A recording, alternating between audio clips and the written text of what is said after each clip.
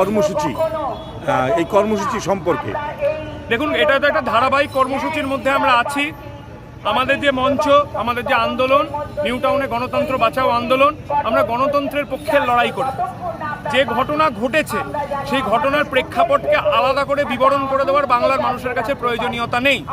কিন্তু ঘটনা পরবর্তী যে ধরনের জিনিসপত্র আমরা দেখতে পাচ্ছি, প্রাথমিক ডিনায়াল যে এটা বোধহয় সুইসাইড হয়েছে, সুইসাইডের পর পুলিশের মাঠে নেমে যাওয়া একদম বাহিনী হিসেবে, যাতে করে কিনা যারা ঘটিয়েছে তাদেরকে প্রোটেকশন দেওয়া, এবং তারপরে এর ফলে যে বিক্ষোভ হলো এবং বিক্ষোভের সাথে সাথে যেভাবে পরিকল্পিতভাবে যেখানে ঘটনা ঘটেছে তার ধ্বংস করার চেষ্টা হলো, এই সকল জিনিস মানুষ দেখেছে।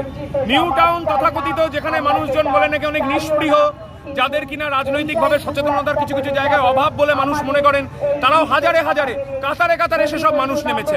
এই